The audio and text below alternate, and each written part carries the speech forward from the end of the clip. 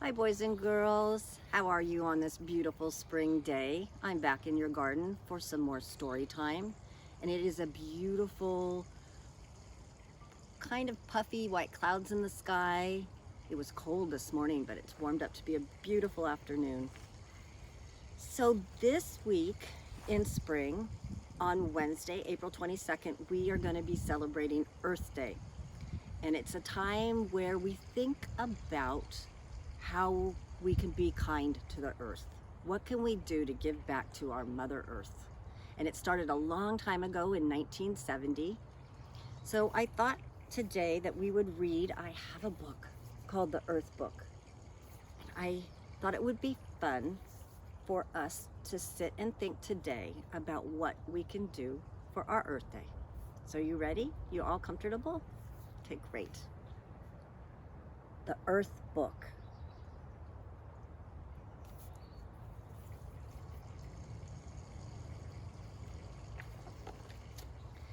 And the author is Todd Parr, and he dedicated this book to my mom and dad for putting me on Earth, to Liz and Jerry for going to Las Vegas, and to Megan for asking me if I had ever thought about writing children's books.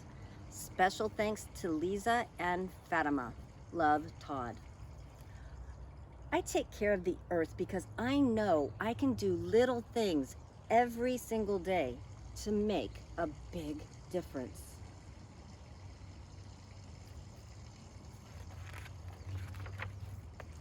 I use both sides of my paper and bring my own bags to the market because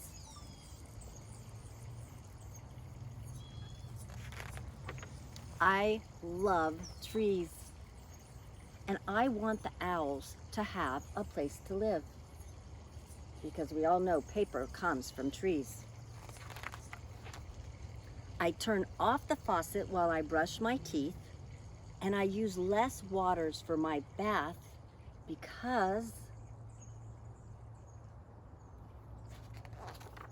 I love the fish and I want the oceans to stay blue.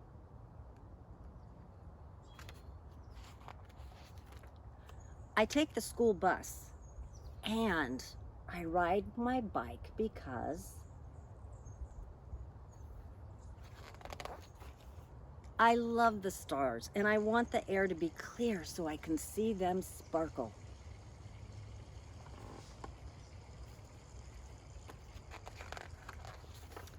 And I try to eat every bite on my plate and save my leftovers because I love watching things grow and I want there to be enough food for everyone.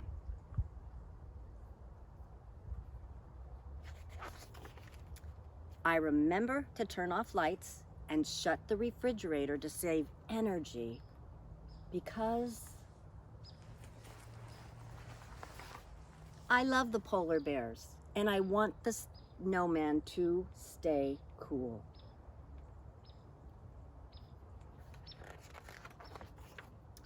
I throw garbage in the trash can and I recycle glass, aluminum, paper, and plastic because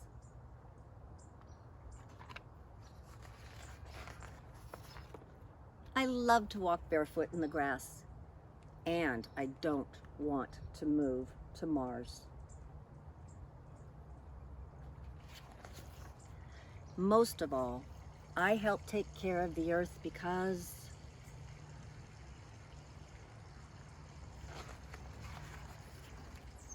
I want us all to be happy and healthy.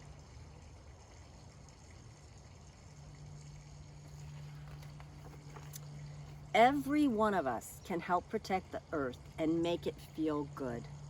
Remember, if we take care of it, it will take care of us. Love, Todd. Open here for your own Go Green poster. Should we open it? Oh, it's a big poster. Can you see it? I'm gonna have to read it. like this. 10 ways I can help the earth. 1, turn off lights. When we leave a room or we're not using them, just turn them off.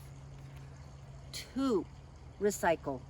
That means we put our trash into the right bins so it can go in the right places. Save my leftovers. We've talked about that before, how even if we don't finish our lunch or a snack, we save it for later. Be nice. 4, be nice to the worms. 5, share a book. Mrs. Hinton shared some wonderful books for me to read to you in the garden. Thank you, Mrs. Hinton. 6, plant a tree. That's a wonderful way to celebrate Earth Day. Plant something. It doesn't have to be a tree. 7, use both sides of the paper.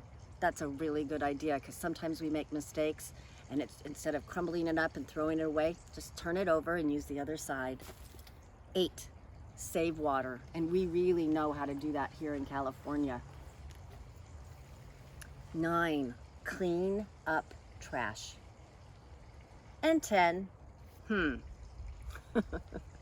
it honestly says this, put my underwear in the freezer when it's hot.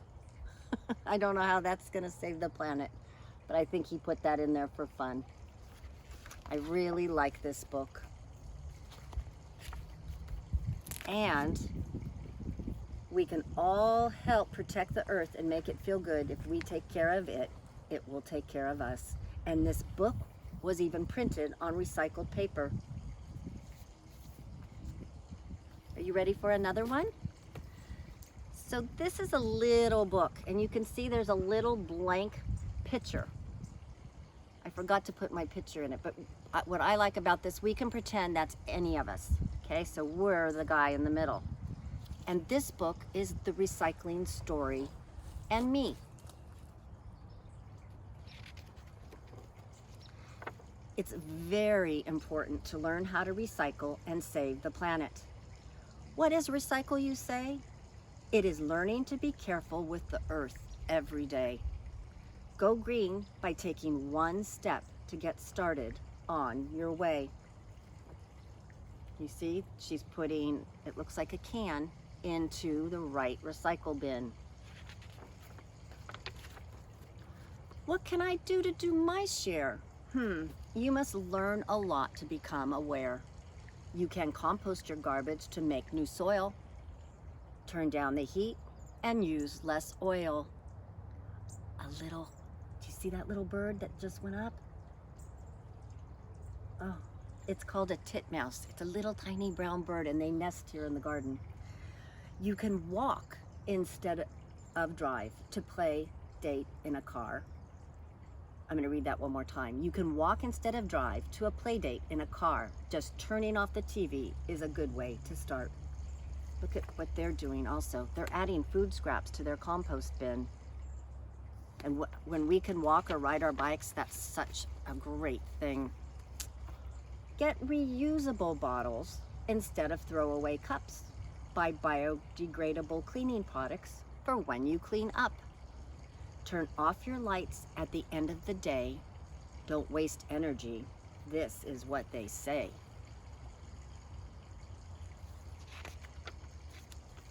Save on paper by using the internet. Create some artwork with recycled found objects. You'll do a great job, I bet.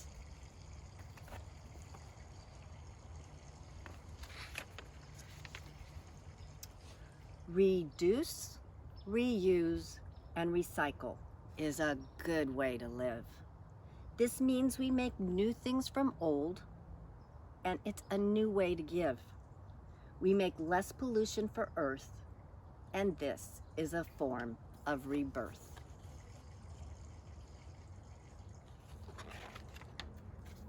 When you brush your teeth, don't let the water run. With these simple things you do, you've really just begun. Take the time to think about the environment of Earth, and you will soon realize how much recycling is worth. Go green, join the kids' team.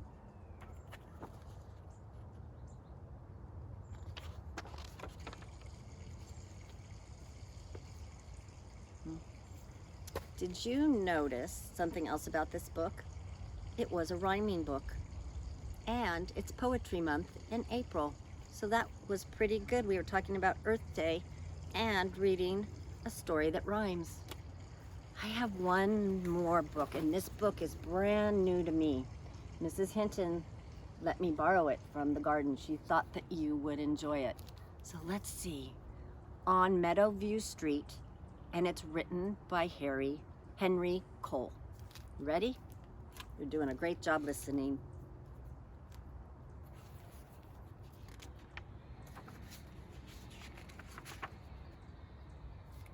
It was a big day for Caroline and her family. They were moving into their new house on Meadowview Street.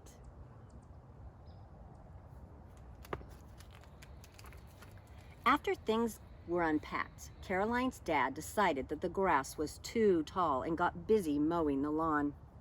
Caroline was about to explore the new street to see if there was a meadow on Meadowview Street when she noticed a small blossom. "It's beautiful," Caroline said to herself, and all alone. The mower was getting closer, Caroline thought. I better do something quick.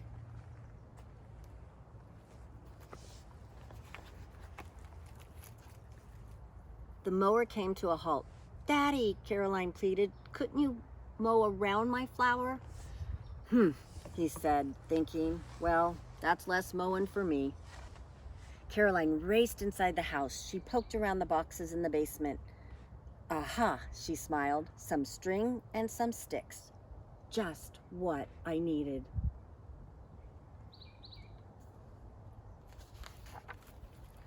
Before long, Caroline had made a small wildflower preserve. Then she noticed another flower had bloomed nearby. So it looks like she made her meadow a bit bigger.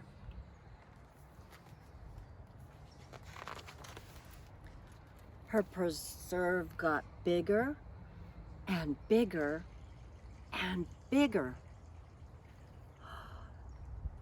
That butterfly seems to like my little garden, Caroline thought happily. And a beautiful blue butterfly just flew over in the butterfly habitat when I got here this afternoon. As the grass grew taller, flowers popped up all over the yard, and soon there were different kinds in different colors everywhere. Caroline's dad had a great idea for the mower. For sale.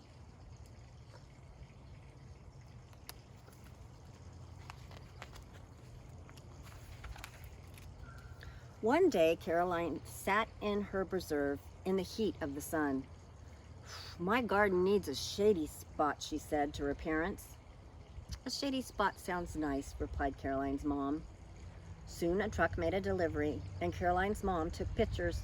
Welcome to your new home, said Caroline to the maple tree.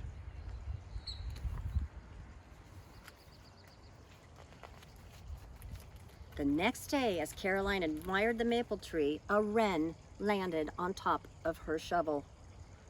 Oh, you're looking for a home too, said Caroline. Can you see the sweet little teeny tiny bird? Caroline and her dad got to work. They found some plans for building birdhouses.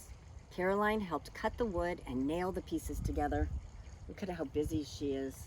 That looks like a fun project to do. Perfect, thought Caroline, and so did the wren.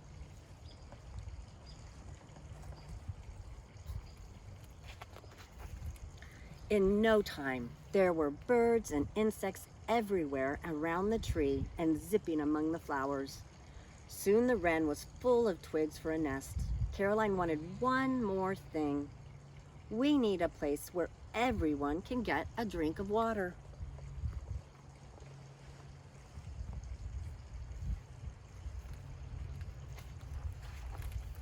The next day, she and her dad began building a pond. They dug a large, shallow hole, lined it with a heavy plastic sheet. Caroline added plants that like living in water. She lugged large rocks to the edge, making edges and little caverns for creatures to live in. Just like our pond, our solar-powered pond that keeps going on and off today because the sun keeps going behind a cloud. Can you hear it? The more Caroline and her family worked on their yard, the more it changed.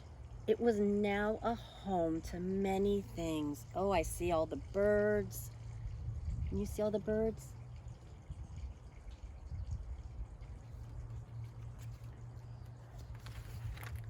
And soon the Jacksons' yards changed, and the Smiths, and the Sotos.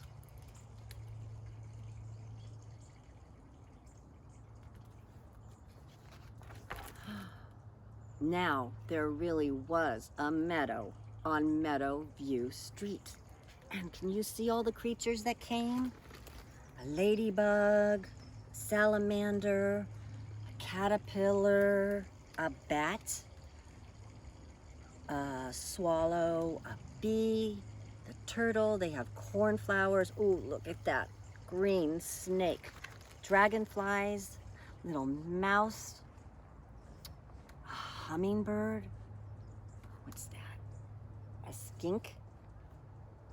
I've never heard of that, but it looks an awful lot like the lizards that are in our garden, and beetles, and black-eyed Susans, and mallow, and a small copper butterfly on bee balm.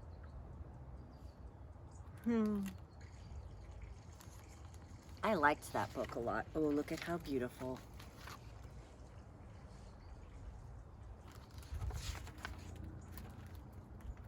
Well, boys and girls, those are my stories for Earth Week, Earth Day. I think every day should be Earth Day, don't you? So try to think of the ways that you can, little ways, just even turning off those lights or water, or maybe planting some seeds, growing your own food. All of that helps our planet Earth. Okay, until I see you again, bye.